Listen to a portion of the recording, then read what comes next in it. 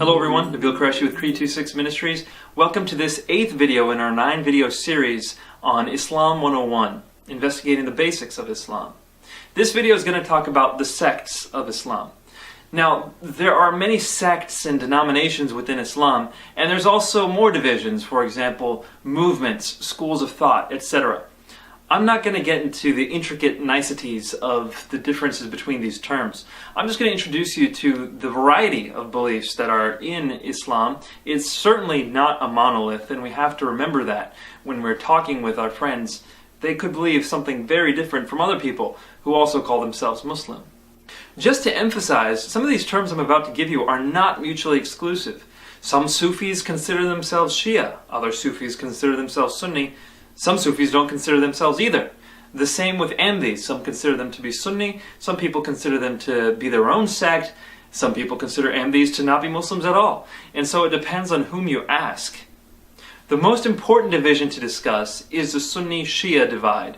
Now, the Sunnis make up the majority of Muslims, so if you run into a Muslim, chances are 8 out of 10 that you're running into a Sunni.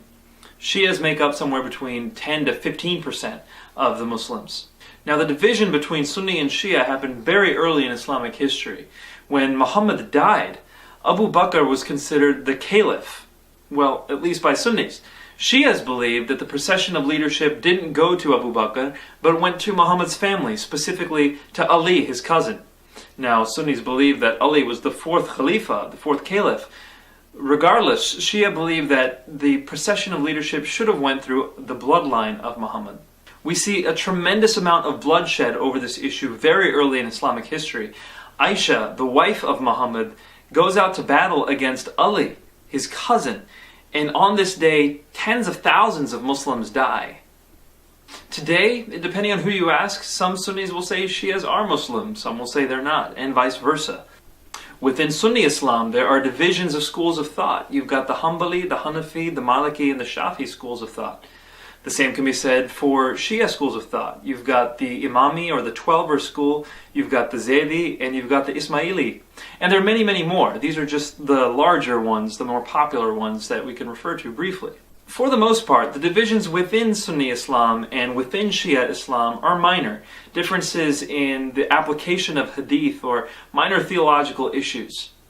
Now, it should be mentioned at this point that the hadith that the Shia use are quite different from the hadith that the Sunni use.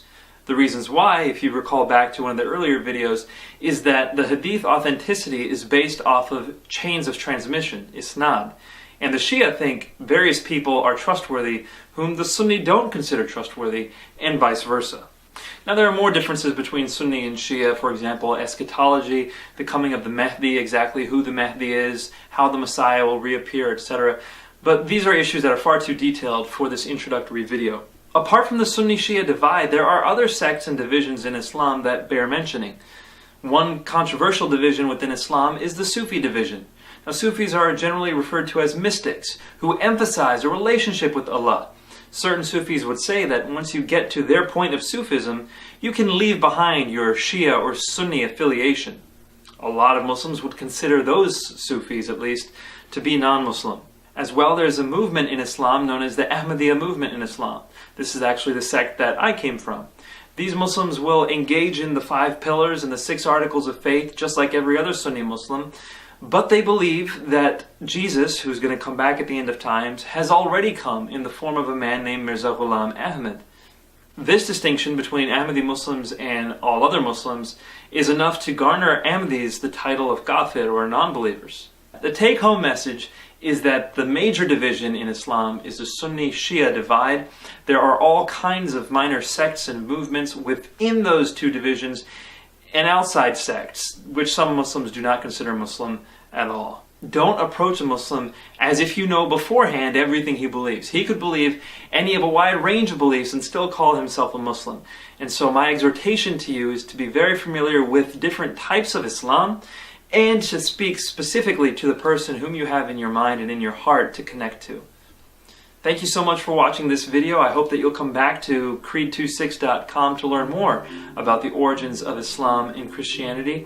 Check out the description of this video to learn more details about what you've just heard. The last video we're going to have is going to be on jihad, and so I hope you stick around to learn about that. Thank you very much. God bless you all.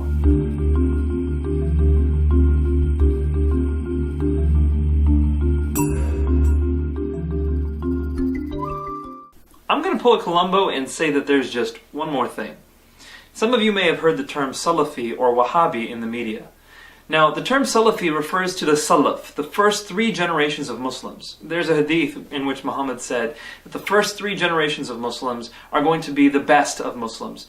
And so some of them will turn to the Salaf generations to see how Islam should ideally be lived. Depending on whom you ask, Wahhabism is a subsection of Salafi Islam or something similar. Now we have to ask the question, why is this growing? Well, first, the Saudi Arabian government has really focused on Wahhabi Islam. They've really espoused components of it, and it has spread like wildfire through that region over the past few decades. But probably more importantly, at least from my opinion, Salafi Islam has spread because people have more access to the primary sources. In days past, people would have to ask a mufti or a sheikh about Islam. They couldn't just go and read themselves about what Muhammad did in certain situations and circumstances. But now, since people have access to the primary sources, they can see how the earliest Muslims lived their lives. And they're coming away with Salafi Wahhabi beliefs. Yes, you're understanding me correctly. I think Wahhabi Islam and Salafi Islam are the closest to Muhammad's practiced form of Islam. That's what they're intending to do, and I think they're doing it effectively. Now, a lot of scholars believe that this trend will continue as the madhabs, the 4 schools of Sunni thought, continue to disintegrate. People focus on them less and less, and they're defaulting to a Salafi form of Islam. Interesting stuff. Well, I hope this little tidbit at the end of this video has helped you understand a little bit more about the terms that are being flung around in the media. Thank you very much for sticking around till the end.